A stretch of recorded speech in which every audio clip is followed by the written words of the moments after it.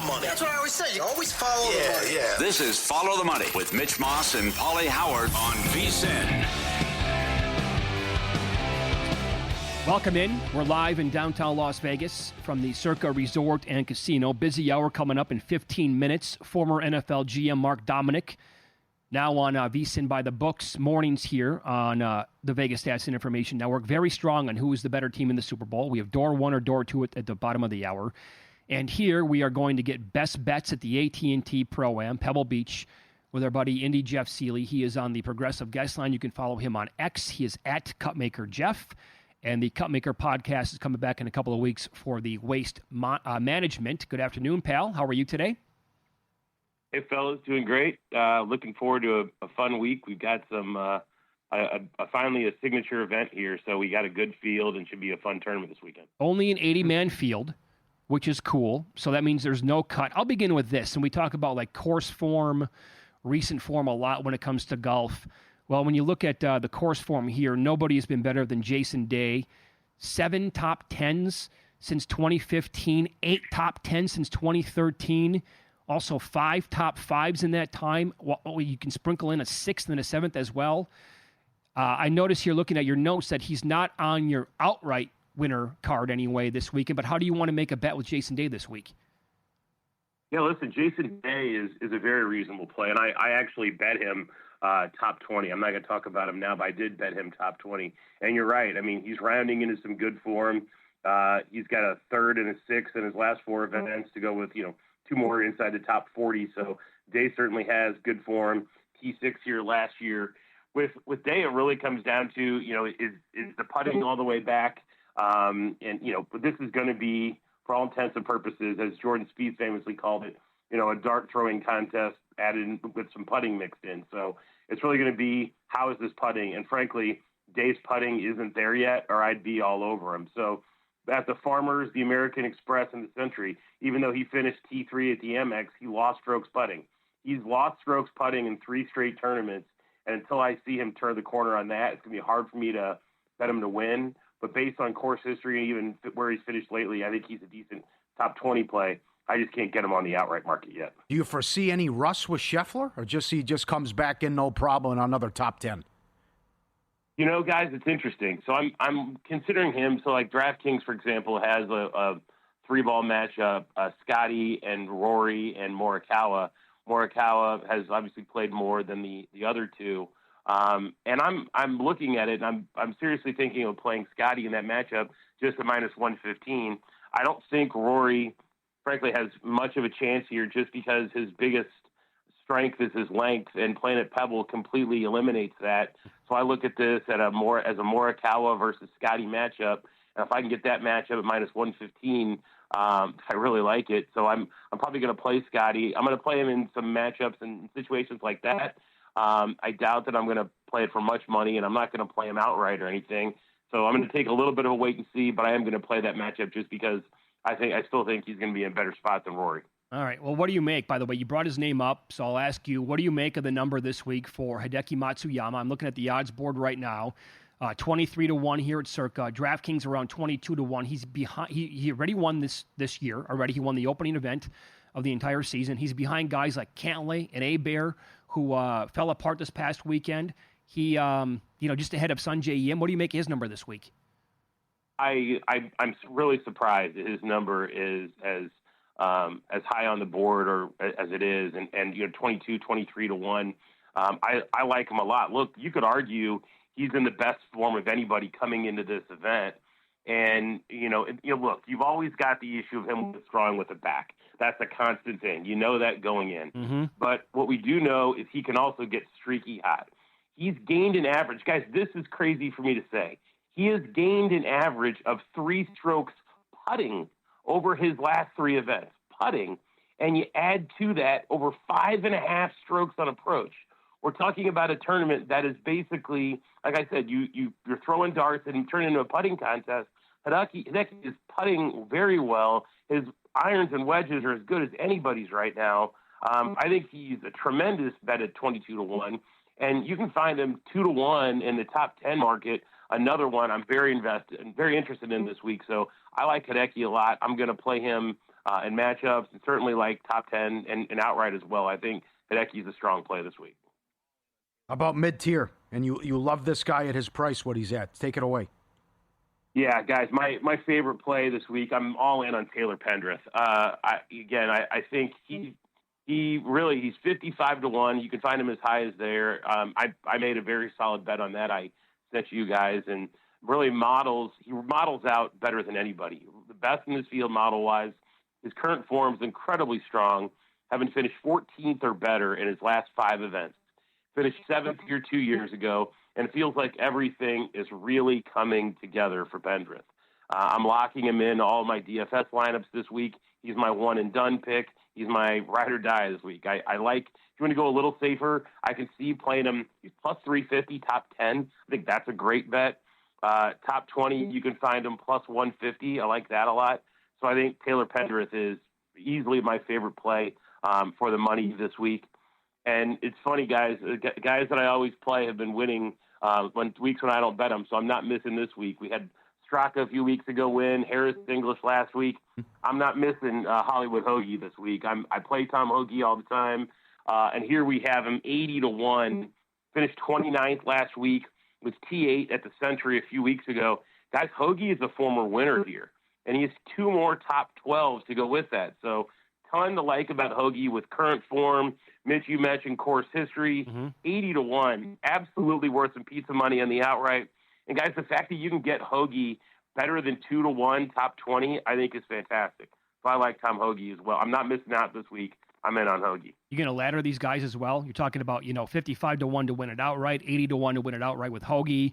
You're going to just sprinkle, right? Like top 10, top 20. If you can find top 30, top 40, all of it on these guys that you just talked about. Yeah, I am. And on guys like Hoagie, I'll go a little bit on the outright, and then but certainly as far as high as top 10. And I'd be really surprised. Yeah, in some books you can find top 40, and top 40 he's probably going to be around even money. Mm-hmm. I would be shocked if he didn't finish in the top half of the field this week. With all of these guys. I mean, the next one I'll talk about, Wyndham Clark's kind of the same thing as Pendrith. Close in price, you can find Wyndham around 50-1. This is last year's winner, guys. A guy who was just on the President's Cup team at 50-1. Very strong POA putter. Finished inside the top 10 in 4 of his last 9 events, so there's nothing wrong with his form. If the wind picks up, which it can here, we know here at Pebble, he's a great wind player. So if the wind picks up, I think that only helps him that much more. Another guy you can ladder. Find him top 20 at plus 150. You can play him top 10, sprinkle a little on the outright. I think Wyndham Clark's a really good bet. I honestly believe that he's got a 60% chance or better of finishing top 20. I made it 62%. So, I really think plus 150's got some good value. And the last guy is Denny McCarthy. This is a kind of a ladder play, too. You can find him 2-1 top 20, plus 450 top 10. I really think he's interesting. Arguably the best putter in the field. We talked about the importance of putting. Finished 33rd or better in 5 of his last 6 events, so he's in some decent form. Course form here, he finished 26th, 4th, and 12th in his last 3 trips. So top 20 is very reasonable. Top 10 is very reasonable. I think actually more rounds at Pebble help him. In the past, we've played some 3-course rotation here. Only having 2 courses, I think, is going to help him. Just hitting the wedges and putter. So I think we'll see a really solid performance at Denny McCarthy this week. You bring up a good point, because the one key word here that you have used over and over is putting, right? And how important that's going to be. You went back to Matsuyama and how well he's been putting so far. Well, the first guy that's going to come to mind, I think, is going to be Denny McCarthy, because, as you said, arguably the best putter on tour, if not the best, right? 75-1 is the common number that I'm finding on him. I don't think he can win with a field this strong. But you're right, Jeff. Like, if his putter gets hot, not only like top 10, top 20, he'd be a guy that I would maybe consider for like a first-round leader bet. Mitch, I couldn't agree more. And you mentioned the betting the win component. I think that's interesting, because we watched him. If you'll remember last season, he was in the playoff with Badia and coming down the stretch and really just kind of chunked one in the creek that he could have had a big win. I worry about Denny's win factor a little bit. But, man, you're right. Top 5, top 10, top 20 in a putting contest, I love Denny McCarthy. 6,800 yards is all Pebble is. It's a super, super short course. This is wedges and putting. So he's going to be very live, and I think he'll be very interesting play. One I expect to finish top 20. Okay, very good. So to close up shop here then, Pendrith, though, overall, your favorite guy this entire week? Yeah, for sure. I like Pendrith. I'm definitely going to ladder him, and I made a big bet on him to win. I think that's and I like that a lot, and I'm gonna have that in a bunch of different parlays, but for sure he's my favorite. Very cool. You can follow Jeff on X. He is at Cupmaker Jeff, and the Cupmaker podcast coming back in a couple of weeks for the waste management. Thanks, pal. We appreciate the time. Good luck this week. Thanks, fellas. Take care. Yep. So here's another guy that I asked Jeff about before, during the break before we came on, because I threw that out there with Jason Day. Again, if you're just tuning in, Day, awesome course history here. 7 top 10 since 2015, 8 top 10 since 2013, a bunch of top 5s in that time, also a 6th and a 7th. So he said, yeah, top 20. And then I said during the break, I'm like, well, what about Jordan Spieth? I couldn't even get the words out of my mouth. And Jeff goes, no bleeping chance. Spieth, 39th last year, 63rd the year before. But if you go back before that here at Pebble, 2nd, 3rd, 9th, he won in 2017. There was a 7th overall in 2015 and a 4th in 2014. So, the history here at Pebble was awesome, but the last 2 years, terrible, and recent form in general anyway, no good for Jordan Spieth. Up next, former NFL GM Mark Dominic, now VSiN host in the mornings here. Strong opinions on who is the better team in the Super Bowl.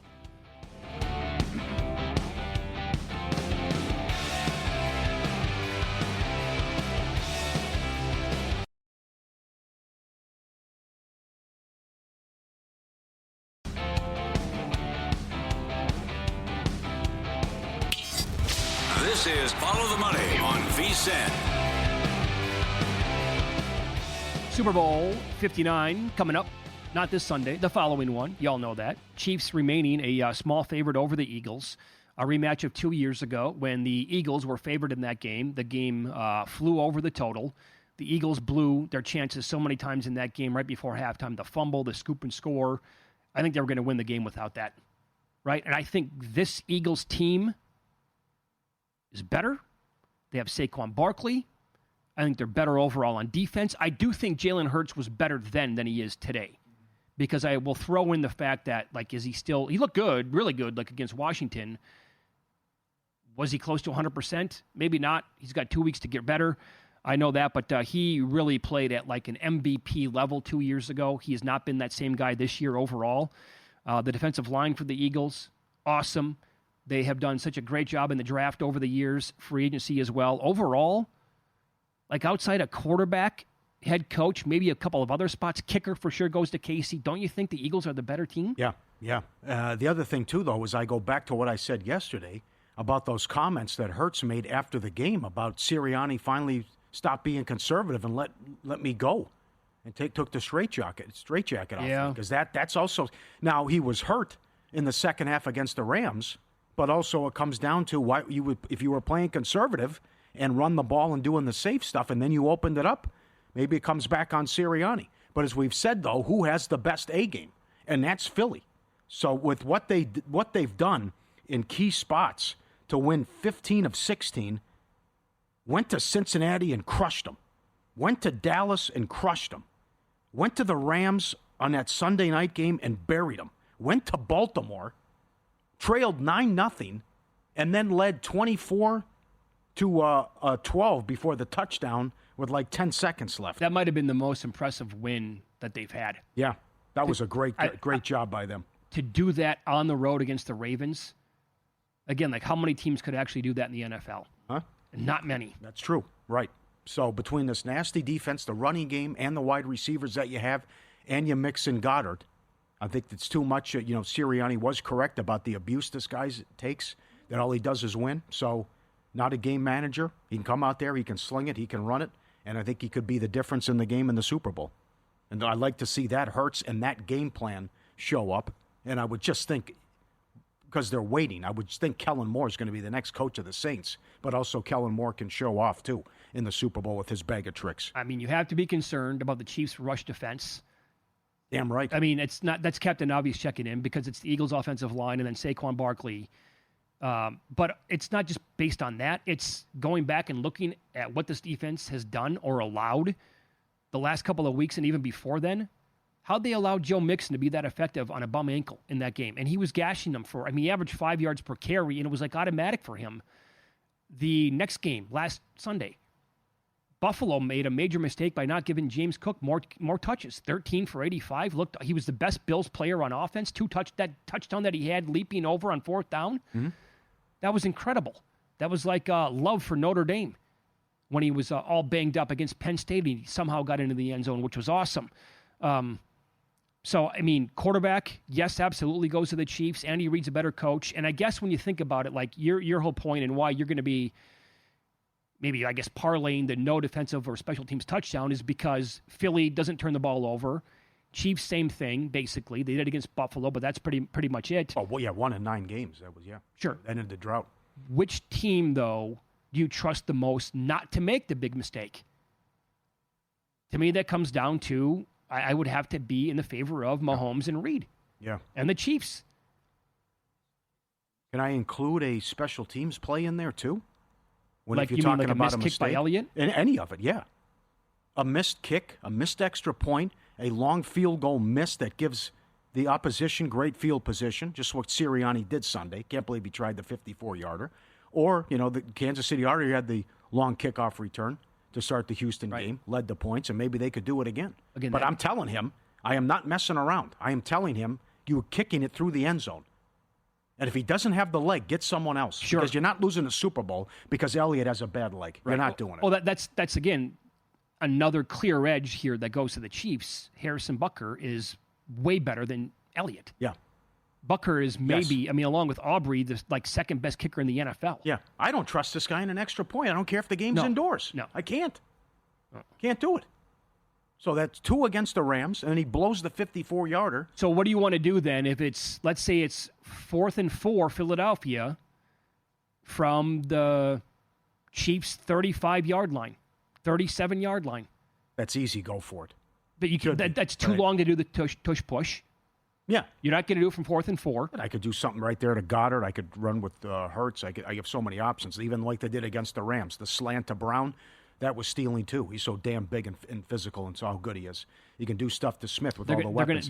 They'll have to execute, right? Because you're not going to run the ball with Barkley like on a 4th and 4, 4th and 5. What will Andy Reid do? What would you do if you're Andy Reid? I'd kick the field goal. Would you? Okay. It depends on, the situation of the game for sure. Well, he also went for it in his own territory, but when you have Mahomes, you can run the Tecmo Bowl play. It's no problem. It's like stealing. I know. If it's necessary, if it's late in the game and they're down, then clearly they're going to break him out and let him run. And, if the edge is there, he can take it. Mm-hmm. It probably won't be because Philly will be prepared for that. But that also might mean that a guy like Kelsey could be leaking underneath or it could be Worthy there for him. You saw that final play to wrap up the game against Buffalo. It was a brilliant play called the Samaje Perine. Yep. That was awesome. They passed for the first down twice to end the game against Buffalo. That's right. Just awesome stuff. Pacheco ran out of bounds. That was excellent. So here is what former NFL GM Mark Dominic, now on mornings here on VSiN. The show is called VSiN by the Books with Dave Ross. Here is what he said about these two rosters come Super Bowl Sunday. It's hard not to look at the Eagles and say it's a better overall 53. I think it is. I just think it's a better overall 53, whether it's on defense, whether it's on offense, even on special teams. It's just maybe not the punter. That's probably the one that might be debatable, but it is a better roster across the board. It is. Again, you're going to find a couple here or there that you're going to absolutely lean towards the Chiefs. But for the most part, overall, top to bottom, Philly's the better team. And early on, they were trying to figure things out defensively with Fangio. Because they had the game in Brazil. They couldn't slow down the Packers. And then they gave that game away against Atlanta on Monday night. Barkley had the drop white, and you just run it. And then they went prevent, and Cousins went down the field. But other than that, since the emergence of Mitchell, when Sal Pal was touting him, and watch out for this Philly defense, they've been great. They've been great. I'm glad you brought that up. You reminded me of this tweet that I saw from Ryan Hannibal last night. As he put out on X, something to note ahead of the Super Bowl. Eagles defensive coordinator Vic Fangio has faced Patrick Mahomes 8 times. 6 times with Denver, twice with Miami. His teams are 0-8. Mahomes, 10 touchdowns, 2 INTs in those games. Yeah. I would also say those Denver teams were not nearly as good as Kansas City anyway. No. Yeah, not even close. Yeah. And then the Miami teams. But the personnel he has. Yeah. They met over season that one game. Right? And KC got a lucky break because there was a weird fumble to Tyreek Hill. The London game? London game, yeah. You're right. Yeah, otherwise, I thought Miami could have won that game. Yeah, but also it's... Yeah, I'm not getting it. I don't care about that. The other thing is Eagle fans a couple years ago blame Gannon for what happened. They think Gannon was a big reason why they lost that game. That's true.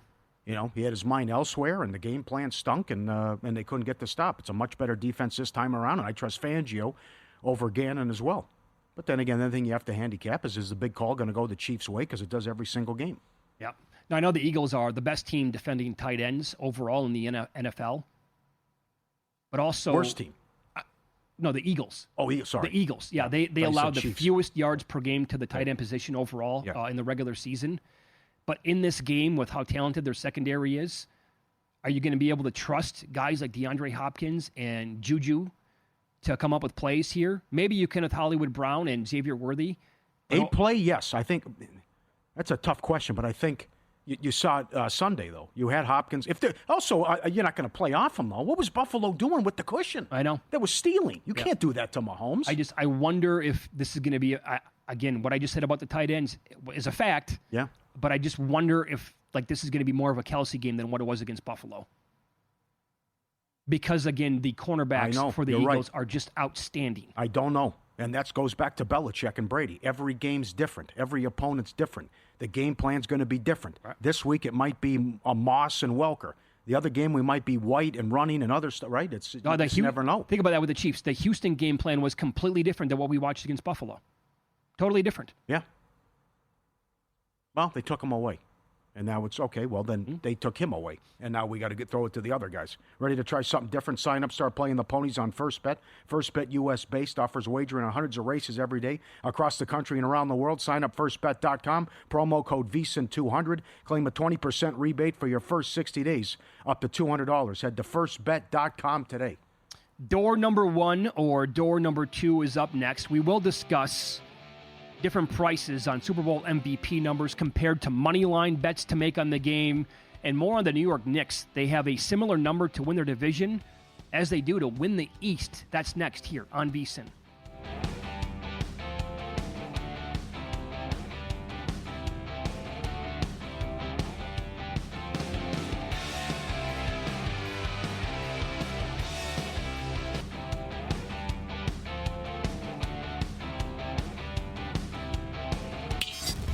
This is Follow the Money on VSiN.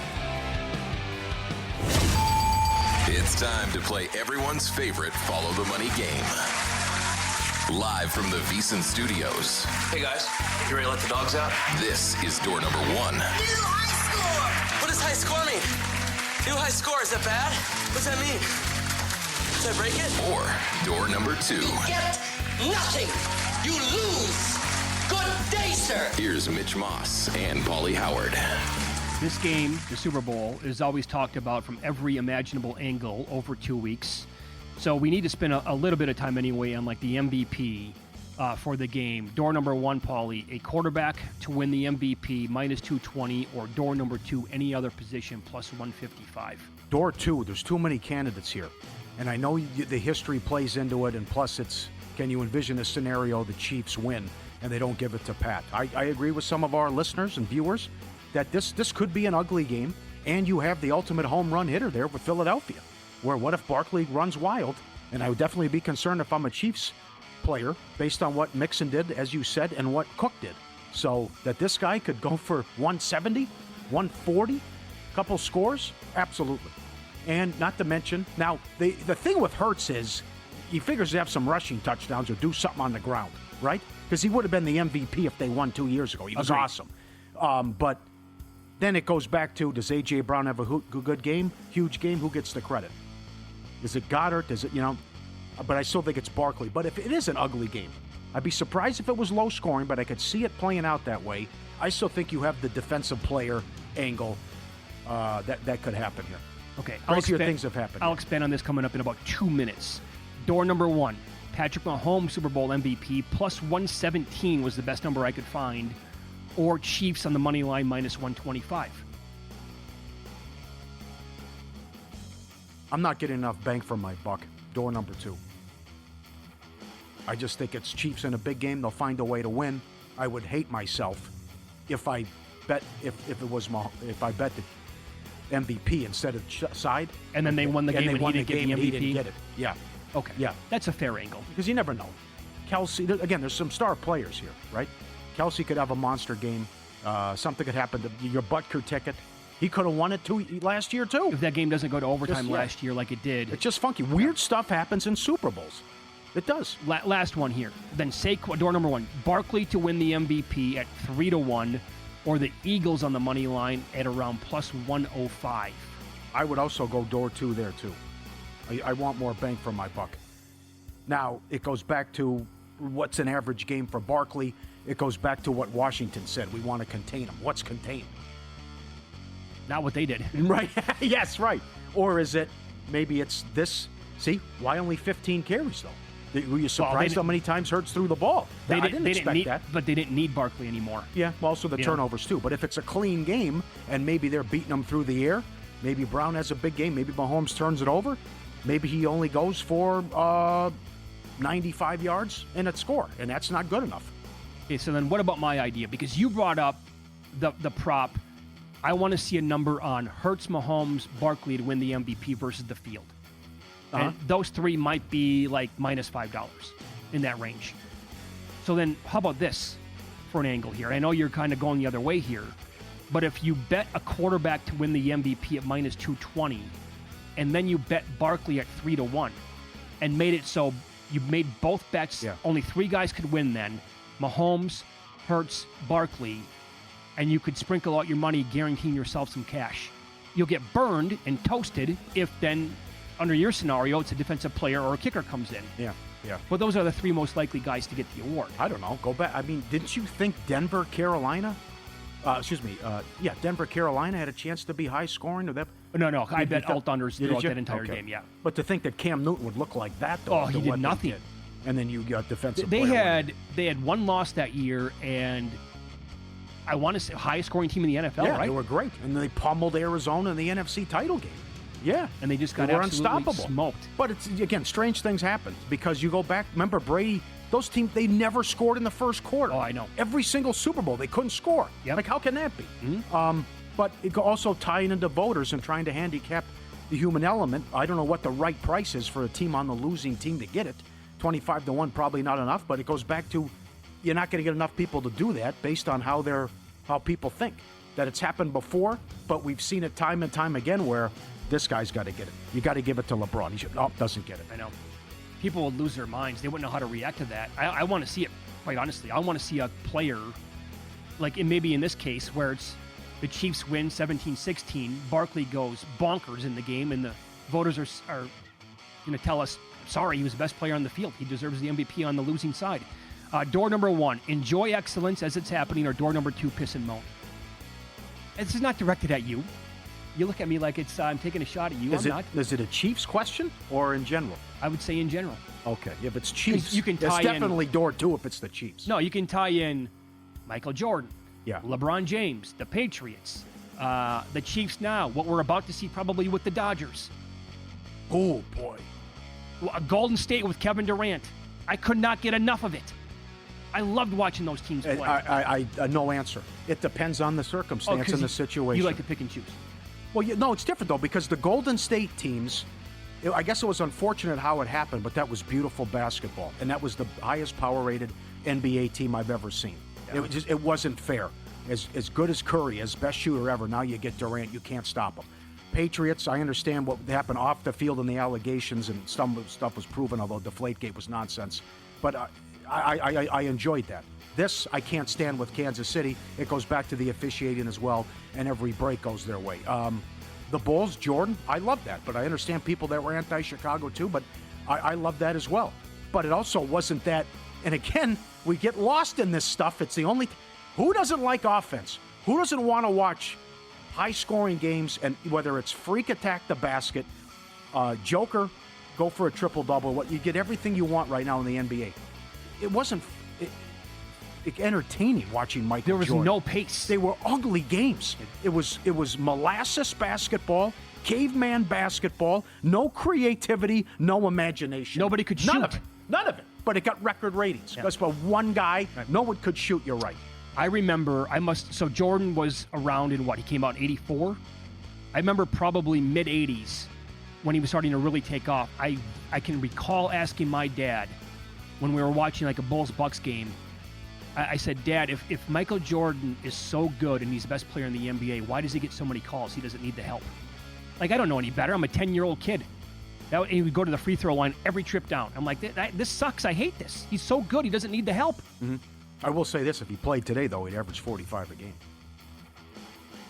Yeah, he'd be... But he would get. Yeah. Can't touch people now. Door number 1, the Houston Rockets to win the West 20-1, or door number 2, the Houston Cougars to win the national title 10-1. I say door 1. I just think there's too many, and I love OKC. I think there's too many good teams in college basketball, and specifically the SEC, which we'll get to coming up. And Houston's really come on here.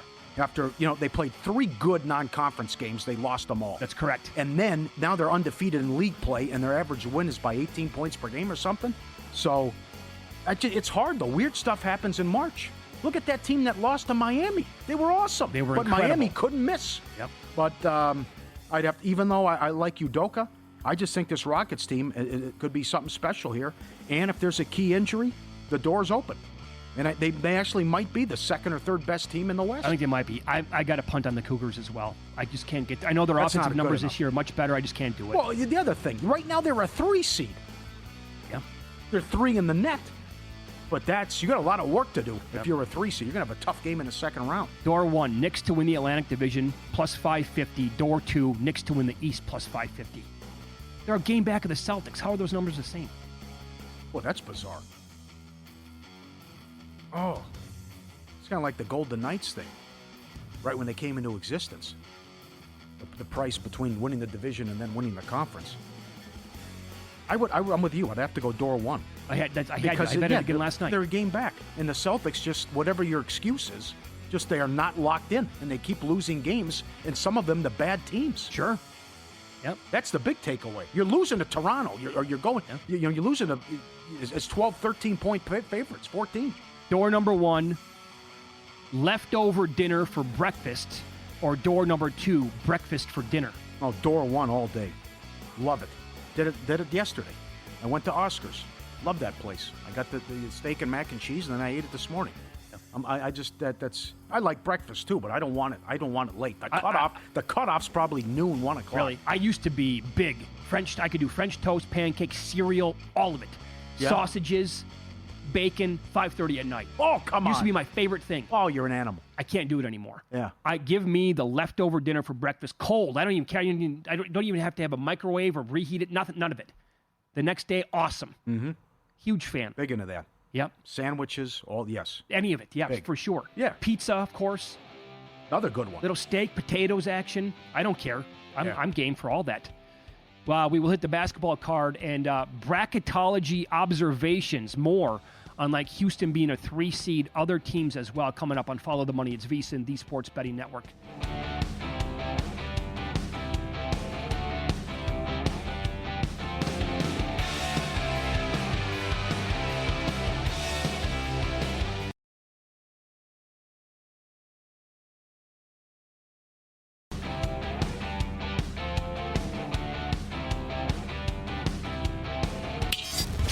This is Follow the Money on VSiN.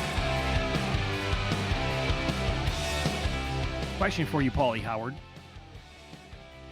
Remember when the ACC was incredible at college basketball? Yeah. Well played, sir. It wasn't that long ago. Yeah. Right? Every year it was, okay, they're going to have a couple of 1 seeds, Duke and North Carolina, and then you can just pick. Wake Forest was going to be good. It was going to be Florida State was going to have a hell of a year. Syracuse was going to put a run together. NC State might be good. Virginia won a national title. They had a ton of teams. Yeah. It is completely flipped. And at the same time, the SEC was like Kentucky and then maybe like an afterthought. It wasn't Like it was always the Big Ten was better, maybe the Pac-12 even, the ACC for sure, and the Big 12 was like clearly the number one conference. That again, what, 2 years ago, 3 years ago? Well, we've been saying it back-to-back years. Is this the worst ACC we've ever had? That's right. 2-3 years. And now we say it every year. Is it the best SEC we've ever seen? Well, the SEC, I would say it's a basketball and a baseball conference. Absolutely. But so you look at this now, and because George, as I see, is preseason 7th in some of the polls, according to some people. How the mighty have fallen. Kirby has some issues, no doubt. But that's why Joel Lenardi says Duke's going to be the number one overall seed, because they're just going to keep winning games, and the ACC is trash, and they're going to be double-digit favorites in so many more remaining games, and it's not going to be a problem for them. Although it's been a problem the last couple of games, right? That's right. Last night was a struggle, and they struggled in their last game. But combined, like after halftime against Wake, and then the first half last night, it was horrendous for Duke. Like a 40-minute stretch of basketball that they played, no good.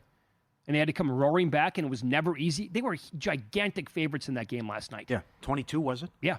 22, did you say it? Sorry. No, I did not. But yeah, you're right. Yeah. And then you're up against it. So we're getting close. I can't imagine it's going to be so fun to be on the air during championship week and also the actual tournament. What is that going to be like for us? Bedlam here. I don't know, but I can't wait. It's going to be live betting the entire show, I guess. Yeah, and then while the games are going, right, you sure. So, we're on during the Super Bowl, too, so that'll be a good test. So Joe Lenardi has bracketology, and he updates it a couple times a week, and he just updated it this morning. He has 13 teams from the SEC. 13 bids. Huh? 9 from the Big Ten, 8 from the Big 12, 5 from the ACC, 4 from the Big East, 3 from the Mountain West. His last 4 in: Ohio State, Texas, North Carolina, Central Florida. His first 4 out: Xavier, Indiana, Arizona State, and SMU. I mentioned earlier Houston, even though they're number 3 in the net, and they have been nasty since league play started, they are only a 3 seed. Your 1 seeds: Auburn, Iowa State, Duke, and Alabama. And the SEC is going to really wreak some havoc. Not only do they get 13 teams in, a lot of them have great seeds. Alabama will not be a 1 seed this year. Based on what you're just talking about with Duke and having an easy schedule, so they'll get the number 1 overall seed. And we've talked about this briefly with Alabama. Their schedule to close out the season is an absolute monster.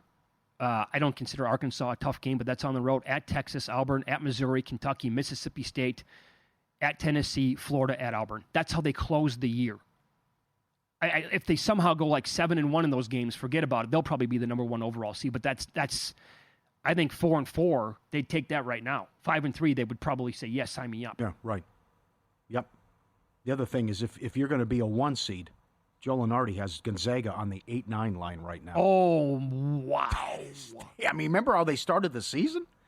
They embarrassed Baylor? I do. And then it's like, what's happened here? But still, I certainly want to see. And UConn's got an 8 seed, too. They are. You want to see Hurley in the second round at Lunatic? I got my notes right here on UConn. They are 9th overall on offense, 130th on defense. Really? So, every year when you get closer to March, you're like, okay, which teams qualify now? The KenPom number has been a thing for many, many years. Who's top 20 in both offense and defense? They have a lot of work to do on defense. 130 tells you that it's too far of an outlier. They can't win the national title this year again.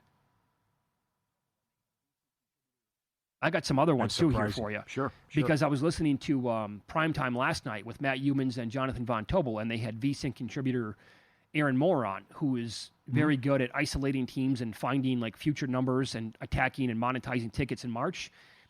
He made the number 8.5 teams that can win the title. At the very top, he had Duke and Auburn. Okay, everybody will agree with that. After that, he had Iowa State. They're top 12 in both offense and defense. He had Houston, again, 10th on offense now this year, 2nd overall on defense. He has Alabama. They're 43rd on defense. That's a concern.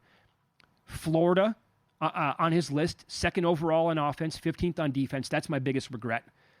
I was watching that team kill opponents in November and early December. I'm like 40-1, huh? I think I missed like 60-1. So I'm not going to bet it at 40-1 now. Okay. See you later. They're like 12-1. He's got Tennessee, number 1 on defense, 34th on offense. He had Kentucky on his list. I got to fight back on that a little bit. Fourth on offense, they are 81st on defense.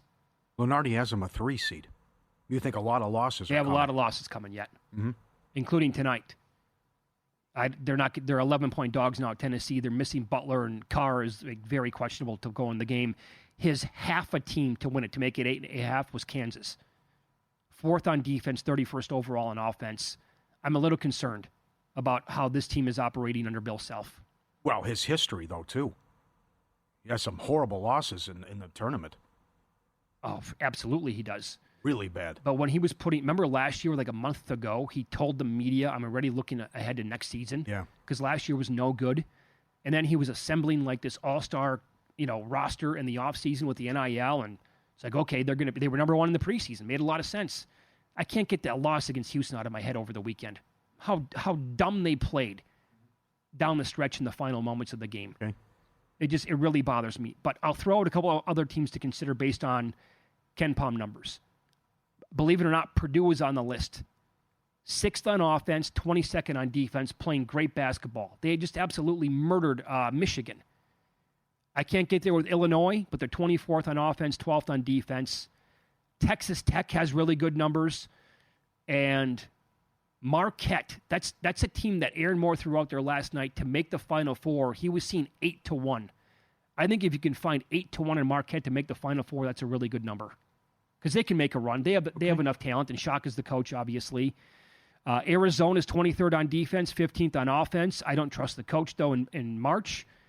And then Michigan State's the other one. They are 20th overall on offense, 17th on defense. They qualify. They're also undefeated in the Big Ten as of right now. You know why I like that? 2 reasons. Number 1, Izzo. Number 2, look what we've seen in the last week in college basketball. Last night, Saturday, make your free throws. Sparty's number 3 in the nation. Very good. It's going to come. Someone's going to lose games because they brick free throws, and it's going to come back to bite you.